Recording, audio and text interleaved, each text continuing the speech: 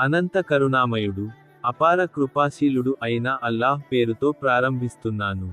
మహాప్రవక్త సల్లల్లాహు అలైహి వసల్లం జననానికి అరబ్ దేశాన్ని ఎంచుకొనుట.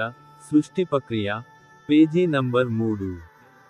దుర్మార్గం, మూర్ఖత్వం, అసత్యం, అన్యాయం, అధర్మము, హింస, దోపిడీ అరబ్బు దేశములో ప్రబలి ఉండెను. పెద్దలు, చిన్నలు, స్త్రీలు మరియు పురుషులు అనే భేదభావము లేకుండా అనేకులు పాపకార్యాలలో చిక్కుకుపోయేవారు.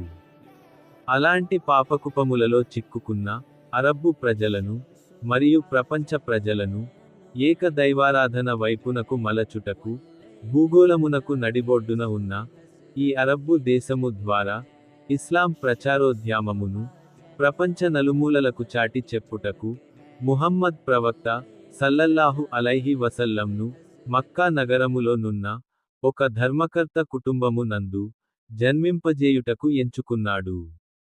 ఆటవిక సంస్కారములు మరియు పాపిష్టి సంప్రదాయములు కలిగిన అరబ్బు ప్రజలను తౌహీద్ వైపునకు మలచినచో ఇస్లాం ఉద్యమమును అతి సులభముగా, విజయవంతముగా ప్రపంచ పలు వైపులకు శీఘ్రముగా వ్యాపింపచేయవచ్చునని ముహమ్మద్ సల్లల్లాహు అలైహి వసల్లం ను తమ అంతిమ దౌత్యవేత్తగా అరబ్బు దేశములో మక్కా నగరమందు ఘరానా తెగ అయిన ఖురైషి వంశములో జన్మింపజేయుటకు అల్లాహ్ నిర్ణయించాడు.